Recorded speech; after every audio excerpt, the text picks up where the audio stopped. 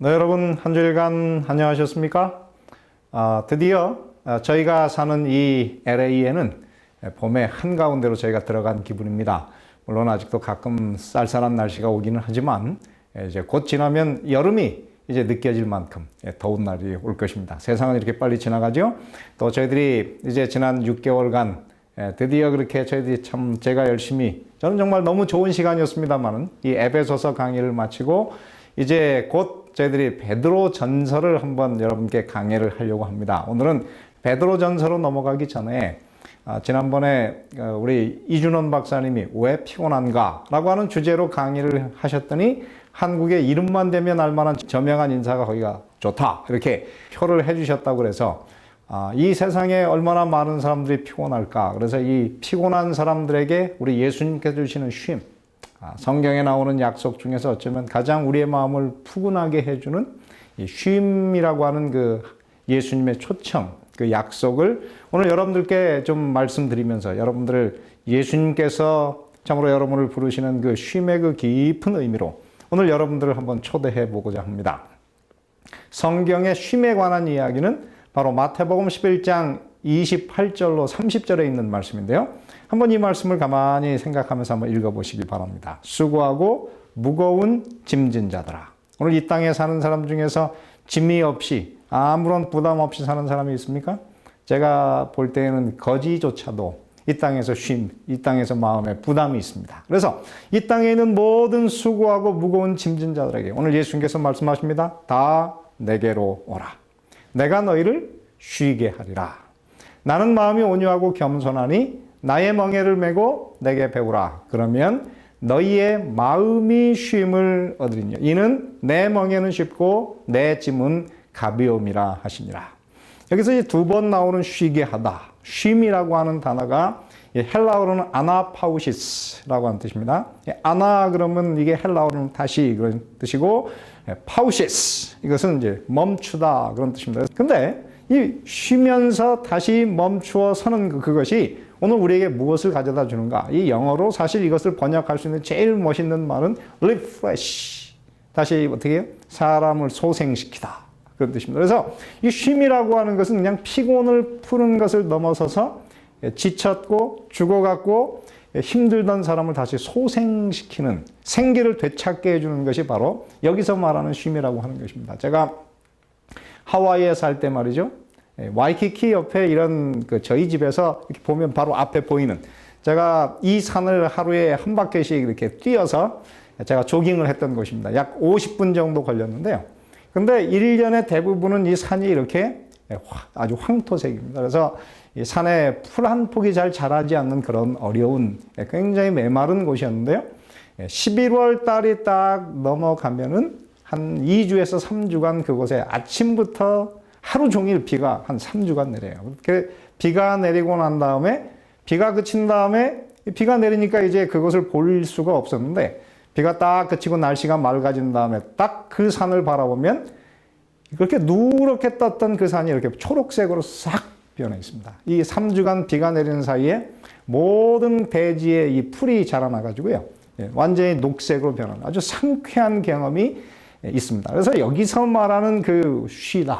내가 너희를 쉬게 하겠다라고 하는 말. 헬라어로 아나파우시스라고 하는 것은 바로 refresh. 우리의 영혼이 너무 지치고 고나여 쓰러질 듯이 아무것도 할 수 없는 그 어려운 때에 하나님께서 오늘 우리에게 쉼을 주시면 그 쉼은 어떻게 해요? 우리에게 다시 생기를 되돌려주는 그런 쉼입니다. 여러분 이런 쉼을 한번 여러분의 인생에서 가져보고 싶지 않으십니까? 그래서 저는 오늘 여러분들에게 바로 이 멋진 쉼을 우리가 어떻게 누릴 수 있을 것인가? 제가 이것을 여러분들에게 좀 말씀드리려고 하는 것이죠. 자, 오늘 이 마태복음 11장 28절로 30절의 쉼에 대해서 이야기한 다음에 12장에 보면요. 거기에 계속 반복되는 단어가 무엇이냐면 안식일에.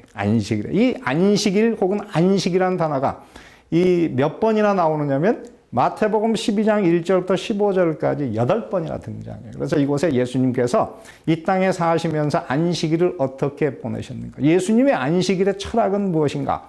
그것이 잘 나타나 있는 성경이 바로 이 마태복음 12장입니다. 그래서 이 12장에 보면은 그 12장 8절에 보면 인자는 안식일의 주인이다.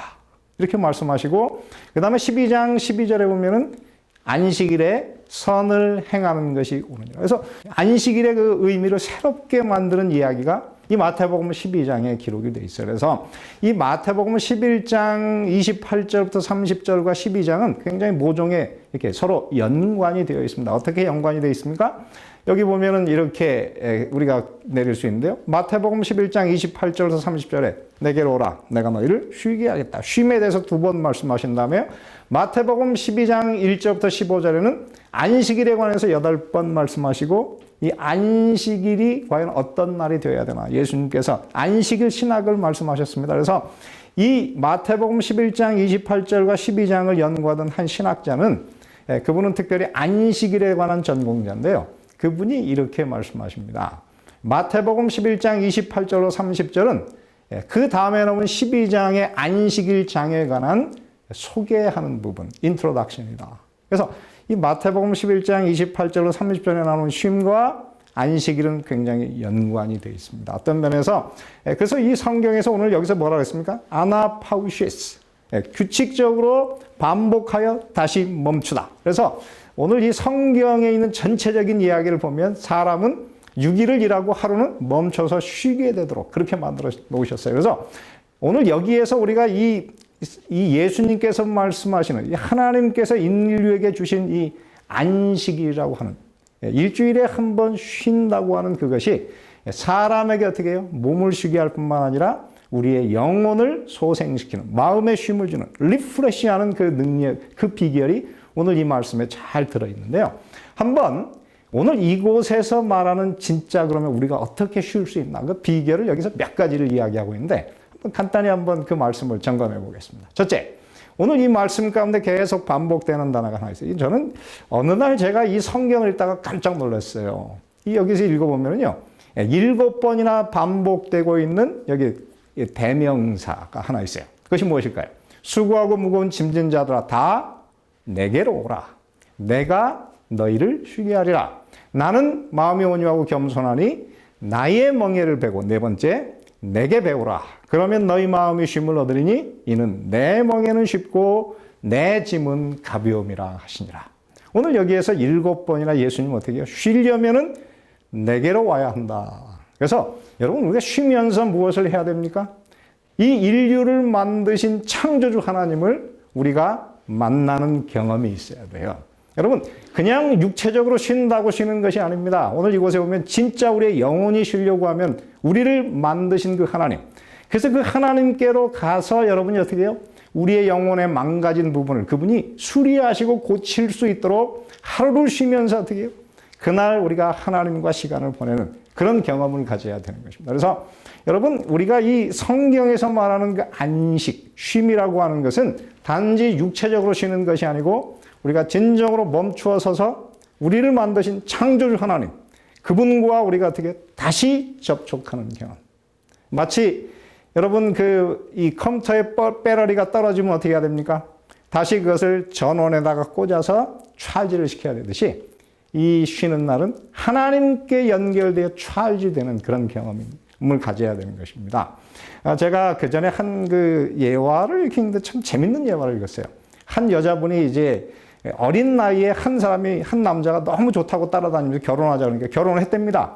근데 결혼하고 나서 보니까는 자기가 원하는 남자가 아니에요. 자기가 원하는 그 이상형이 아니어가지고 같이 사는 게 너무 괴롭더래요. 그래가지고 이 남자에게서 어떻게 좀 벗어날 수 없을까? 그런데 이 남자가 이제 자기 생활계획표를 짜줬대요. 그래서 아침에 5시에 일어나서 6시까지 밥을 하고 6시부터 6시에는 음식을 다 차려놓고 음식을 먹는 동안 옆에서 시중을 들고 그 다음에 남편이 나가서 이제 양치질을 하는 동안 가서 구두를 싹 잘 닦아놓고 뭐 이런 식으로 해서 하루 계획표를 쫙 짜줬다는 거예요.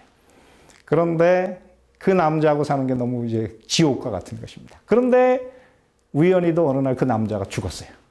그러고 났더니 이 여자가 자유를 얻은 것입니다.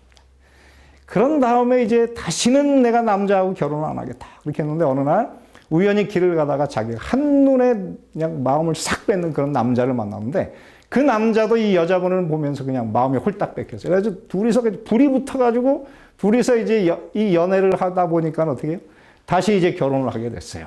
여러분 사랑하면 결혼하지 않습니까? 그래서 결혼을 했는데 이번에는 너무너무 인생이 행복했대요. 너무 이렇게 결혼이라는 게 이렇게 좋은 것이구나. 그렇게 몇 년을 꿈같이 살았는데 어느 날 이제 집 대청소를 하는데 저 지하실에 있는 그 조그만 창고에서 누렇게 변한 가방이 하나 나왔대요.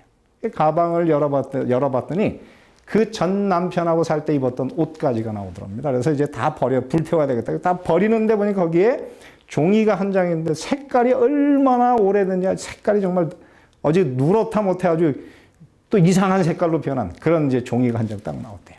근데 그게 뭔가 그렇게 봤더니 전 남편이 짜준 생활 계획표들입니다. 근데 놀라운 거는 그 옛날 그 남편하고 살 때하고 지금하고 생활을 보니까 똑같더래요. 똑같이 5시에 일어나고 6시까지 밥 준비하고 다 하는데 그때는 지옥이었는데 이번에는 천국이에요. 그 차이가 무엇입니까? 그것은 그전에는 사랑하지 않는 남편에게 마음에 없는 봉사를 했지만 이번엔 정말 사랑하는 사람과 함께 살면서 이 여자분이 마음에서 우러나오는 그런 봉사를 하게 됐다고 하는 것이죠.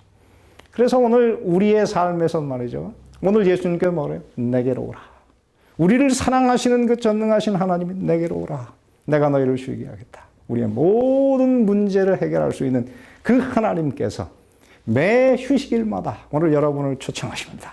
그분께 오시기를 바랍니다. 그러면 그분이 여러분의 모든 문제를 다 해결해 주실 것입니다. 그 다음에 오늘 여기서 두 번째 보면은요, 뭐라고 나오느냐면은, 자, 여러분 다 쉬려고 나갔는데 예수님께서 뭐라 그래요? 나의 멍에를 메고 내게 배우라. 그러면 너희 마음이 쉼을 얻을 것이다. 오늘 여기서 두 번이나 멍에를 메라. 멍에를 메면 쉴 것이다. 그렇게 말씀하세요. 여러분, 이 멍에라고 하는 것은 말이죠. 사실은 저도 어릴 때 시골에서 살았습니다만 이 멍에는 사실 이 짐승들이 그것을 지면 짐 같지만 짐이 아니고 더 많은 것들을 질 수 있도록 그 짐승의 그 어떤 뭐랄까요. 그 능력을 극대화시켜주는 것이 바로 이 멍에입니다. 그래서 오늘 여기서 뭐라 그래요? 예수님께 실어 나갔더니 예수님 우리에게 멍에를 메워주신다. 그래요. 근데 그 멍에가 누구의 멍에라고요? 나의 멍에를 메워. 나의 멍에다. 두 번이나 내 멍에는 쉽다. 그렇게 말씀하고 계세요. 그러면 이 멍에라고 하는 것이 무엇입니까? 오늘 여기 성경으로 보면은요, 헬라어의 그 멍에라는 단어가 주고스라는 뜻인데 그것은 멍에라고도 번역되지만 쌍으로도 번역해요. 쌍. 이 쌍은 어떻게 두 마리를 하나로 쌍이라고 그러는데요. 이 네 멍에, 이 이스라엘 백성들이 그 밭을 갈 때 쓰는 그 짐승들은 두 마리가 하나의 멍에를 맸어요. 그래서 항상 이 멍에를 매려면 짝이 있어야 되는데요. 오늘 여기서 말해서 이 멍에는 누구의 멍에라고요? 예수님의 멍에라고요. 그래서 한편에는 바로 예수님이 계시고 다른 한편에 여러분을 같이 매자고 초청합니다. 그런데 여러분, 제가 테니스를 참 좋아하는데 테니스를 칠 때 여러분 이기려면 어떻게 해야 됩니까? 복식 파트너를 잘 만나야 돼요. 튼튼하고 정말 잘 치는 사람을 파트너로 만나면 결코 지지 않습니다. 그런데 오늘 예수님께서 뭐라 그래요? 내가 한쪽 멍에를 맬 테니 남은 한쪽 빈 곳에 와라. 그래서 어떻게 해요? 예수님께서 말하시는 이 멍에를 매면 우리가 어떻게 하나의 파트너가 되어서 한 팀이 되어서 우리 인생을 살아갈 수가 있는 것입니다. 그래서 여러분, 오늘 우리는 이 멍에를 매야 돼요. 여러분, 근데 이 멍에를 맬 때는 어떤 짐승이 멍에를 맵니까? 여러분, 호랑이가 멍에 매는 거 보셨어요? 호랑이는 멍에를 매지 않고 어떻게 해요? 온순한 이 집에서 기르는 짐승들만 멍에를 매요. 그것은 무엇입니까? 오늘 하나님께서는 여러분이 하늘나라에 들어갈 만한 품성이 그래도 어느 정도 가능성이 있기 때문에 어떻게 해요? 내 멍에를 매라고 초청하고 계시는 것입니다. 그러므로 오늘 주님께서 여러분을 내게로 오라, 내 멍에를 매라고 초청하시는 것은 여러분들을 구원하시기 위한 하나님의 계획이 그 속에 들어 있습니다. 주를 위해서 멍에를 메고 주의 짐을 지는 것은 우리에게 행복을 가져다 줍니다. 여러분, 오늘 제가 이제 한 책을 읽는데요. 이 멍에에 관해서 이렇게 얘기했네요. 봉사를 위해 매는 멍에는 곧 하나님의 율법이다. 에덴에서 계시되었고 시내산에서 선포되었으며 새 언약에서는 마음에 기록된 사랑의 대강령. 여러분, 이 멍에라고 하는 것이 뭐라고요? 율법인데 그것은 사랑이라고. 그래서 사랑이라고 하는 이 예수님의 율법을 우리가 멍에로 메고 질 때에 이것이 일하는 인간을 하나님의 뜻에 연결시켜서 우리의 생각과 하나님의 생각이 같아져서 주님을 섬기는 것이, 그리고 이 세상에 주님의 뜻을 따라 사는 것이 쉬운 일이 될 것이라 그렇게 말씀하십니다.